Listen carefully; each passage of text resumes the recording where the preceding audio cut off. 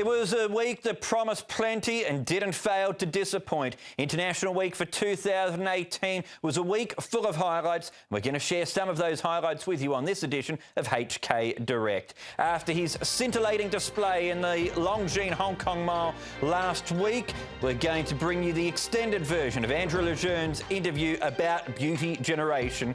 Plus, we hear from Frankie Dettori. After last week, he received the award for the world's best jockey for the second time in his career. But if you caught our Longines Hong Kong International Races special preview show last week, you would have seen our feature interview with John Moore speaking about the current champion of Hong Kong racing, Beauty Generation. And after what happened last Sunday, we thought this was the perfect opportunity to bring you the extended version of that interview. Beauty Generation at the 150. This is 100% pure Group 1 power. Beauty Generation 5 in front. Viv Lawson, Southern Legend. He is invincible, Beauty Generation. What a champion he's going to be. What a champion he already is. Here he comes, John. Beauty Generation. He is a tremendous athlete as well. What an individual he is. He sure is. He's the star of the Hong Kong turf at the moment, and he's now a household name overseas. Can you give us a little bit of the backstory about him? How you bought him, why you bought him, what you saw in him? Okay, as you know, George was scouting for horses like 2 years back, and came across him in the Australian Group 1 races. We negotiated on behalf of the Kwok family, and we were able to secure him for Hong Kong. Now, you know, he's got no pedigree to talk about, but there are some freaks, you know, are bred over in New Zealand. We've had two so far. One was Makapura Star, no pedigree whatsoever. I even bought some progeny out of the mare, and they were all class 5, very, very slow. And then, of course, he comes along. So it wasn't a pedigree thing, of course. It was, he was running from like 1400 all the way through to 1.5 miles and was competitive. So from that point of view, we managed to acquire him. Burton on Beauty Generation, this powerhouse miler here in Hong Kong, laying out under pressure. 3 in front from Beauty Only and Southern Legend, and Beauty Generation gets it done. And you mentioned the Kwoks there. I remember seeing them at the Horse of the Year Awards last year. Patrick, who owns him, there with his mother and father, and the way they speak or spoke about this horse in particular, they're obviously tremendous enthusiasts and really enjoy the beauty, oh, they do, no pun intended, and the majesty of him really as well. Yes, he's quite an imposing type, isn't he, when you see him. That's why when last season when I said to the owner, I'm going to make a miler out of him, and he looked at me, well, we bought him for the Derby, but the Derby's passed. Now, why don't we just move on? I'm looking at the physique of this horse. He does not look like a horse that will go over ground. Now, champions like this fellow, can do it at both ends, right? Yeah. From 1400, like Abel Friend, all the way to 2000. He's gone even further. But when I looked at him physically, I said, God, this has got to be a sprinter miler, but just so talented. So I changed his workloads and everything, and married him up with his best mate here, the groom, and they get on tremendously well because he is a bit quirky. If the polos aren't out, well, I just or saw the carrots aren't out, the ears went back. He'll have a nip. But as you said earlier, he's got the best breath in town for any equine hero, I'm sure. I can tell you that. Beauty Generation kept going. Helene Paragon, Western Express trying hard. Beauty Generation, Western Express, Helene Paragon. Beauty Generation takes the mile.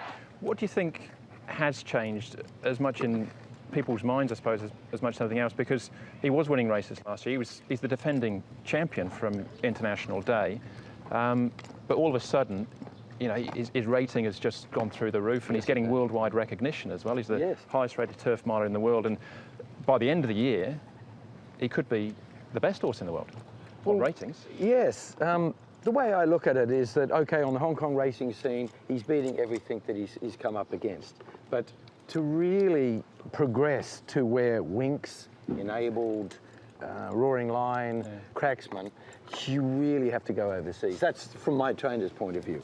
I'm not saying that to Simon, you know, we must go, but the fact is, if you really want to prove him, he's got to go offshore, prove that he can travel and he can still beat you know, the best of what's either in Dubai or whatever country, but it looks like it would be Dubai, even though I got a note from Goodwood the other day, would he please come to Goodwood?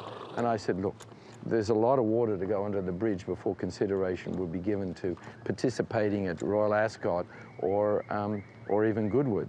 They're all chasing, but going boldly is Beauty Generation, Horse of the Year for a reason. 3 lengths in front from Born in China, then Seasons Bloom, Beauty Only and Ping Eye Star, but Beauty Generation, what a fantastic return. Given, I mean, say you obviously have to keep him a little bit at arm's length. You know, he can be, without the polos, a bit of a handful. Are you able to have, when the cameras aren't rolling and the crowds are gone, can you have a moment with him and just sort of I'm with him all the time, and enjoy that you're in the middle of something really quite special right now? Oh, exactly. You know, I'm very close to all these horses in the stable, you know, and especially, you know, of a morning we'd all be going down. He'd walk around here, he gets his polos, he gets his carrots, he waits for me. You know, I'm sure if he let him go, he'd follow me around, as long as all the gates were closed, of course. We won't try. We won't try, but he's, you know, he's quite a character, but I've always found these champions have their little traits, their idiosyncrasies, I think, is the word. But every morning, as I said, we always go down there and pamper him, and I think that's all been part of his rise to fame, has been the attention that he's been given, and the fact that Simon and Patrick just love to come to the stable, ask questions, be around him, give him a pat, bucket of carrots and everything. I think that's all to do with, you know, the attention that he's got. Yeah. And I think it's part of the reason for his meteoric rise.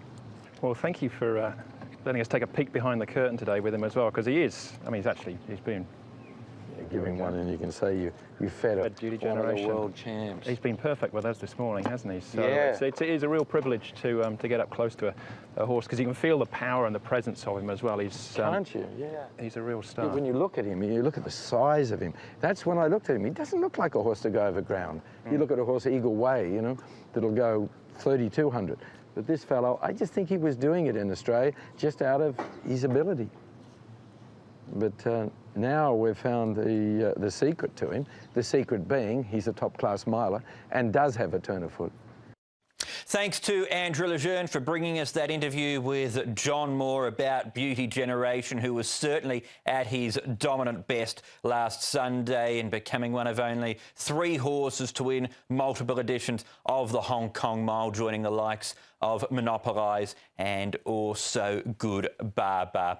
So another highlight from last week was the gala dinner at which superstar jockey Frankie Dettori received the award for the world's best jockey, sponsored by Longines. He's had a super year, Frankie, winning on horses like Cracksman, Without Parole, Stradivarius and of course on Wondermare Enable. I caught up with Frankie after he received the prestigious award. Frankie, this is the second time you've been awarded the world's best jockey. An achievement like this, what does it mean to you?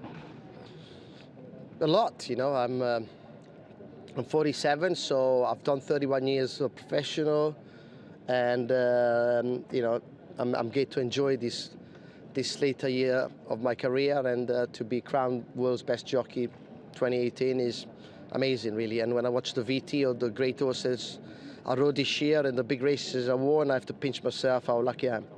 At the age of 47, as you mentioned, how do you keep performing at such a consistently high level? I think I still got the love for the sport. I think that's very important. I've got a great team behind me, and basically the most important thing, enjoy what I do. You know, enjoy the horses and still enjoy competing, and that's what keeps me going. Always looking to try to find the next champion. One of those champions is Enable. You mentioned how special that arc was. Just take us through why that was so special, and I guess that nerve-wracking last 100 metres where you're in front of a high-class filly like Sea of Class who's coming at you quickly. Yeah, I mean, she's the first horse to win 2 arcs in 2 different tracks. And then the most remarkable thing, we didn't see her for 11 months. So in a space of 3 weeks to win a prep race back and to win the arc, was pretty amazing job by John Gosden and a filly self Enable. And Then we showcased her around America. No horses have won the Arc and the British Cup in the same year, so that's how special she is, and lucky for all of us, we get to see her next year. This is the last furlong. Enable is in front, chasing a home Capri. Here's Sea of Class in the yellow down the outside. She's flying at Enable and Frankie Dettori, who have the lead. They come towards the line. Enable, she's done it just. Is it extra special to ride a horse that's captured the imagination of racing fans all around the world? It is nerve-wracking, trust me. Great responsibility, and then you know, because those kind of horses, they take you to a place of adrenaline and excitement, and that no other horses can. So you get to care about them more, and you know, they kind of feel part of you, and yeah, she's pretty amazing. Thanks to Frankie Dettori for taking the time to talk to us at the gala dinner last week. Remarkable year that he's had, and she certainly is amazing and able. Great news that she's staying in training in 2019 as she heads towards a tilt at a third Arc de Triomphe. We may have had the greatest show on turf here in Hong Kong last week, but the show continues this week with a big 11-race card at Sha Tin. The Look for Jewellery Cup is the feature event, race 9, featuring some clues towards next year's 4-year-old classic series with the likes of Furore and Gold Chest and Heavenly Thought going around, so make sure you tune into that at 4:40. Overall, trackside live coverage of the 11-race card starts at 12 o'clock. The first race is due to start at 12:30. And for more information, as always, you can go to hkjc.com or through to us on Twitter at HKJC_racing. But that's it for this edition of HK Direct. Join us next week when we'll be bringing you a special interview with Christophe Lemaire. But until then, it's goodbye.